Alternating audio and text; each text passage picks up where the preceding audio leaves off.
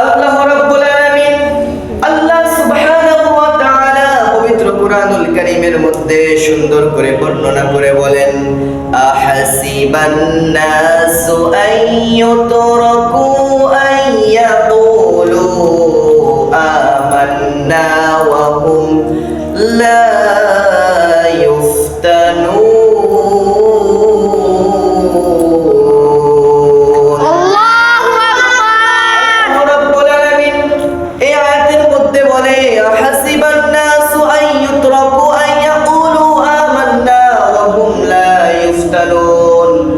মানুষেরা কি এটা মনে করে যে তাদেরকে আর কোনো পরীক্ষা করা হবে না, তাদেরকে এমনিতেই ছেড়ে দেওয়া হবে? তারা শুধু মুখে মুখে বলবে যে আমরা ঈমান এনেছি, আমরা আল্লাহকে বিশ্বাস করেছি, এই কথা বললেই তাদেরকে ছেড়ে দেওয়া হবে? আল্লাহ বলেন, হে দুনিয়ার মানুষ সকল, তোমরা শোনো শোনো, তোমাদেরকে আমি আল্লাহ এমনিতেই ছেড়ে দেব না, কারণ তোমাদের পূর্ববর্তীদেরকেও আমি পরীক্ষা করেছিলাম, তোমাদের পূর্ববর্তীদেরকেও আমি পরীক্ষার মধ্যে ফেলেছিলাম, পরীক্ষার মধ্যে ফেলবো, তোমাদের ধন সম্পদের ক্ষতি করে পরীক্ষার মধ্যে ফেলবো, তোমাদেরকে বিশাল ধরনের অসুস্থতা দিয়ে আমি আল্লাহ পরীক্ষার মধ্যে ফেলবো, তোমাদের বিশাল বিশাল ক্ষতি করব, ক্ষতির মাধ্যমে আমি আল্লাহ তোমাদেরকে পরীক্ষা করব। যারা এই পরীক্ষাগুলোতে যারা ধৈর্য ধারণ করবে, আল্লাহকে সবসময় দৃঢ়ভাবে বিশ্বাস স্থাপন করবে, তাদেরকেই আমি আল্লাহর কাছে ঈমানদার বলে ঘোষণা করা হবে। বলুন সুবহানাল্লাহ, সুবহানাল্লাহ। যদি আপনি ঈমানদার হতে চান, তাহলে আল্লাহকে শুধু মুখেই বিশ্বাস করলে হবে না, আল্লাহকে অন্তরের মধ্যে বিশ্বাস করতে হবে, অন্তরের মধ্যে আল্লাহকে জায়গা দিতে হবে, অন্তরের মধ্যে রাসূলকে জায়গা দিতে হবে, তবেই আল্লাহ রাব্বুল আলামিন আল্লাহ সুবহানাহু ওয়া তাআলা আপনাকে ঈমানদার বলে ঘোষণা করে দিবেন। সম্মানিত উপস্থিতি, সম্মানিত ভাইরা আমার, আল্লাহ রাব্বুল আলামিন আরো বলেন, কাল কিয়ামতের মাঠে আরশের ছায়া ছাড়া কোনো ছায়া থাকবে না। যে কঠিন দিন মুসিবতের সময়, কঠিন অন্তিম মুহূর্তের সময় আরশের ছায়া ছাড়া কোনো ছায়া থাকবে না। ওই আরশের নিচে জায়গা পাবে 7 শ্রেণীর মানুষেরা। কয় শ্রেণীর মানুষ? কথা কন। 7 শ্রেণী। 7 শ্রেণীর মানুষকে আল্লাহ রাব্বুল আলামিন তার আরশের নিচে জায়গা করে দিবে, তার আরশের নিচে জায়গা করে দিবে। 1 নম্বর শ্রেণী হলো, আল্লাহ রাব্বুল আলামিন ডাক দিয়ে বলে, হে মানুষ সকল, শোনো শোনো, যারা দুনিয়াতে থাকতে ন্যায় বিচারক থাকে, এদেরকে আল্লাহ রাব্বুল আলামিন বিনা হিসাবে আরশের নিচে জায়গা করে দিবেন। বলুন সুবহানাল্লাহ, সুবহানাল্লাহ। 1 নম্বর যারা ন্যায় বিচারক, ন্যায় বিচার করতে হলে আপনাকে শুধু মেম্বার চেয়ারম্যানের দিকে তাকালেই হবে না, সরকারের দিকে তাকালেই হবে না। ন্যায় বিচার প্রত্যেকটা মানুষই করতে পারে, প্রত্যেকটা মানুষই নেতা, প্রত্যেকটা মানুষই একটা না একটা করে নেতা। কেমন করে? প্রত্যেকটা মানুষের পরিবার আছে, প্রত্যেকটা মানুষের স্ত্রী আছে, সন্তান আছে, আছে না নাই? কথা কন। আছে। একটা মানুষের স্ত্রী সন্তান আছে, প্রত্যেকটা মানুষেরই পরিবার পরিজন আছে। শুধুমাত্র মেম্বার চেয়ারম্যান যারা বিচার করে তাদেরকে ন্যায় বিচার করলে হবে না, যারা পরিবার পরিচালনা করে, যারা পরিবারের মাথা, যারা পরিবারের দায়িত্ব ঘাড়ে নিয়ে আছেন, এদেরকেও ন্যায় বিচার করে চলতে হবে।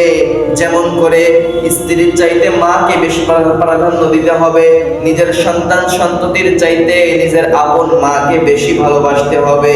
নিজের মাকে ভালোবাসার দরকার আছে না নাই? নওহাটার ভাইয়েরা বলেন চিৎকার দিয়ে, আছে না নাই? আছে।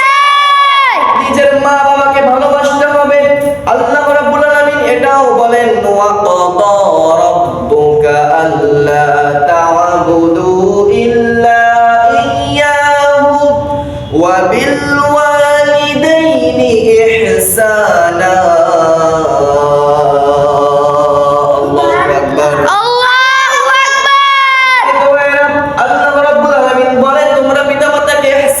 পিতামাতাকে ভালোবাসো, মহব্বত করো।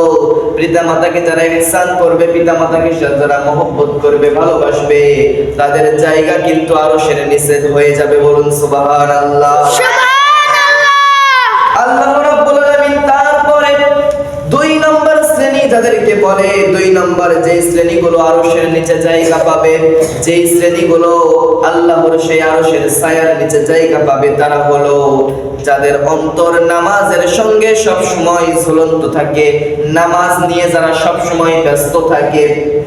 আমাদের সমাজে কয়েক শ্রেণীর মানুষ আছে। 1 নম্বর শ্রেণী যারা নামাজ পড়ে না, 2 নম্বর শ্রেণী যারা নামাজ পড়ে শুধু নামাজ পড়েই চলে যায়, আর 3 নম্বর শ্রেণী আছে যারা মনে করেন ফজরের নামাজ পড়বে, ফজরের নামাজ পড়ে বাড়ি যাওয়ার পরে তাদের মাথার মধ্যে একটাই চিন্তা ভাবনা থাকবে যে জোহরের নামাজ কখন আসবে, জোহরের ওয়াক্ত কখন আসবে, ওই সময় আমি আবারও নামাজ পড়তে যাব।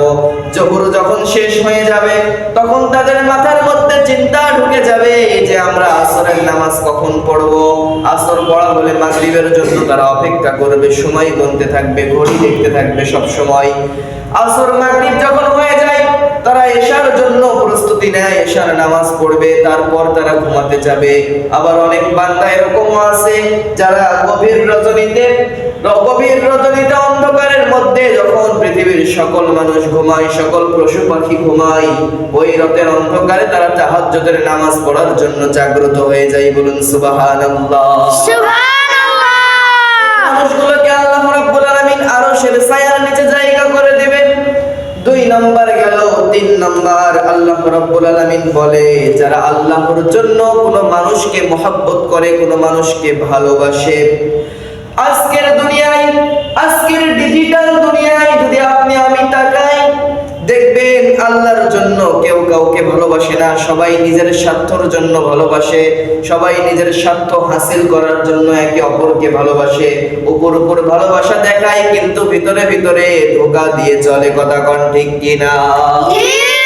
এই মানুষগুলো কিন্তু আরশের নিচে জায়গা পাবে না। ভালোবাসতে হবে, মহব্বত করতে হবে আলেম ওলামাদের। আল্লাহর রাসূল সাল্লাল্লাহু আলাইহি সাল্লামকে ভালোবাসতে হবে। আল্লাহর নবীকে ভালোবাসতে হলে আল্লাহর নবীর সুন্নাতগুলো মেনে চলতে হবে। আল্লাহর রাসূল তো এখন জীবিত নাই, যার কারণে আল্লাহর রাসূলের পরিবার পরিগণগুলো বেঁচে আছে, যারা আলেম ওলামা, যারা মসজিদের ইমাম, মসজিদের খতিব, মসজিদের মুয়াজ্জিন, এদেরকে মহব্বত করতে হবে, ভালোবাসতে হবে। তাহলে আল্লাহ রাব্বুল আলামিন আপনাকে আরশের নিচে জায়গা করে দিবে। চিৎকার মেরে বলুন না সুবহানাল্লাহ। আল্লাহ রাব্বুল আলামিন 4 নম্বরে বলে কারা সেই আরশের নিচে জায়গা পাবে, চলুন জেনে নিই। 4 নম্বরে যাদের ভয়, জাহান্নামের ভয়ে ভীত হয়ে থাকে, যাদের অন্তরটা সব সময় জাহান্নামের ভয়ে চোখের কাছে পানি এসে থাকে, তারা জাহান্নামের ভয়ে সব সময় তাহাজ্জুদ পড়ে, জাহান্নামের ভয়ে তারা খারাপ খারাপ কাজগুলো থেকে বিরত থাকে, জাহান্নাম প্রতিনিয়তই তারা জাহান্নামকে ভয় করে চলে। তাদেরকেই আল্লাহ রাব্বুল আলামিন, আল্লাহ সুবহানাহু ওয়া তাআলা আরশের নিচে জায়গা করে দিবে। চিৎকার দিয়ে বলুন না সুবহানাল্লাহ। সুবহানাল্লাহ। 5 নম্বর আল্লাহ রাব্বুল আলামিন বলে আমার আরশের নিচে জায়গা করে দিব যারা দুনিয়াতে থাকতে জিনা থেকে বেঁচে থাকে। কি থেকে বেঁচে থাকে? কথা বলুন। জিনা থেকে বেঁচে থাকে, তাদেরকে আমি আল্লাহ আরশের নিচে ছায়া করে দিব। কিন্তু আজকালকার ডিজিটাল যুগে এমন একটা অবস্থা হয়ে গেছে, যুবক যুবতীরা জিনার মধ্যে লিপ্ত হয়ে যাচ্ছে, যুবক যুবতীরা শুধু জিনার মধ্যে লিপ্ত হয়ে যাচ্ছে। কিন্তু আজকে আমাদের উচিত বিয়ে দিয়ে দেওয়া। আজকে আমাদের বাবা মা সন্তানদেরকে দেখে তারা ভাবে না, তারা বাবা মা সব সময় তারা টাকার জন্য পাগল হয়ে আছে, তারা ইনকামের জন্য পাগল হয়ে আছে। তারা কখনো চিন্তা করে না যে আমার সন্ততিগুলো জেনা করতেছে, খারাপ কাজ করতেছে, গুনাহ করতে করতে তারা শেষ হয়ে যাচ্ছে। এই চিন্তাগুলো তারা করছে না, তারা শুধু টাকার চিন্তা করতেছে, তারা শুধু রিজিকের কথাই ভাবছে। কিন্তু আল্লাহ রাব্বুল আলামিন বলেন যারা পারেন আমার সঙ্গে পড়ুন, ওয়াল্লাহু খায়রুর রাযিকিন। আল্লাহ বলেন রিজিকের মালিক হচ্ছেন আমি আল্লাহ। রিজিকের মালিক কে? আল্লাহ। হচ্ছেন একমাত্র আল্লাহ সুবহানাহু ওয়া তাআলা। রিজিক তো দিবেন আল্লাহ, আপনার বিয়ে দেওয়ার দায়িত্ব, আপনি সন্ততিকে বিয়ে দিয়ে দেন, রিজিক খাওয়াবে আল্লাহ, আপনাকে চিন্তা করতে হবে না। যেমন সুলাইমান আলাইহিস সালাতু ওয়াস সালাম একবার আল্লাহর কাছে ডাক দিয়ে বলল ইয়া রাব্বুল আলামিন, আমি পৃথিবীর সকল পশু পাখিকে এক সন্ধ্যা খাবার খাওয়াতে চাই, এক সন্ধ্যা খাবার খাওয়াইতে চাই। এমন তো অবস্থায় আল্লাহ রাব্বুল আলামিন অর্ডার দিয়ে দিল, অনুমতি দিয়ে দিল, ঘোষণা দিয়ে দিল, রে সুলাইমান আলাইহিস সালাম তুমি পশু পাখিকে খাবার খাও, তোমার অনুমতি আমি কবুল করলাম, তোমাকে অনুমতি দিয়ে দিলাম, তুমি পশু পাখিকে খাবার খাও। হাদিসের মধ্যে বর্ণনা করা হয়েছে সাইয়্যিদনা সুলাইমান আলাইহিস সালাতু ওয়াস সালাম 6 মাস ধরে রান্না করেছে। রান্না করা মওজুদ খাবারগুলো তিনি সব পশু পাখিকে দাওয়াত দিয়েছে খাবারের জন্য। যখন প্লেস করবে এমন অবস্থায় একটা হাঙরের মাছ এসে আল্লাহর নবী সুলাইমান আলাইহিস সালাতু ওয়াস সালামকে ডেকে বলে, রে সুলাইমান, হে আল্লাহর নবী, আমি একটু বেশি ক্ষুধার্ত হয়ে গেছি, আপনি যদি আমাকে একটু আগে খাবার দেন তাহলে আমি আপনার প্রতি খুশি হতাম, সন্তুষ্ট হয়ে যেতাম, আপনি একটু আমাকে আগে খাবারের ব্যবস্থা করে দেন। সাইয়্যিদনা সুলাইমান আলাইহিস সালাতু ওয়াস সালাম তাকে আগে একটু খাবারের ব্যবস্থা করে দিলেন। তিনি একটু একটু করে খেতে খেতে সমস্ত খাবারগুলোই তিনি শেষ করে দিল। সুবহানাল্লাহ। একটু একটু করে খাবারগুলো খেতে খেতে তারা সমস্ত খাবারগুলোই শেষ করে দিল, সমস্ত খাবারগুলোই তারা শেষ করে দিল। মাছগুলো আল্লাহ রাব্বুল আলামিন সুলাইমান আলাইহিস সালাতু ওয়াস সালামকে ডাক দিয়ে বলল, রে সুলাইমান, তুমি তাহলে বিশ্বাস করো, তুমি 6 মাস ধরে রান্না করে করে একটা মাছের খাবার জোগাড় করতে পারলে না, কিন্তু আমি আল্লাহ দুনিয়ার সমস্ত মানুষকে, সমস্ত জীব জন্তুকে, সমস্ত পশু পাখিকে আমি আল্লাহ প্রতিনিয়ত খাওয়াচ্ছি, কিন্তু আমি আল্লাহর ধন ভান্ডার থেকে 1 ইঞ্চি সম্পদও কমে যাই নাই। চিৎকার দিয়ে বলুন সুবহানাল্লাহ।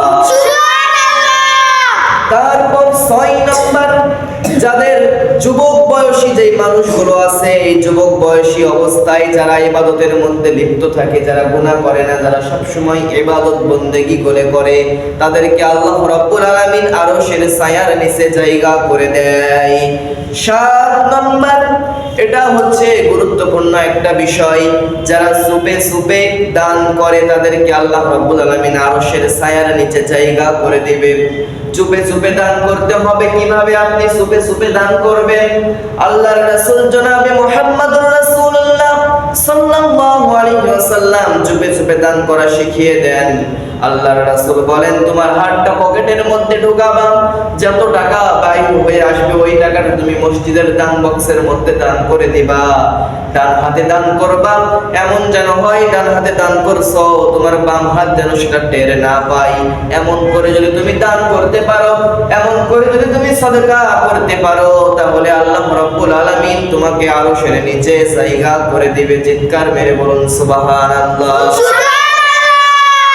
সম্মানিত উপস্থিতি, তাহলে আজকে আমরা আলোচনা থেকে শিখলাম 7 শ্রেণীর মানুষকে আল্লাহ রাব্বুল আলামিন কাল কিয়ামতের মাঠে আরশের ছায়ার নিচে জায়গা করে দিবে। আল্লাহ রাব্বুল আলামিন আমাদের সকলকে এই 7টি বিষয় নিজের জীবনে আমল করার তৌফিক দান করুক, বাস্তবায়ন করার তৌফিক দান করুক। সকলেই বলছি আল্লাহুম্মা আমিন।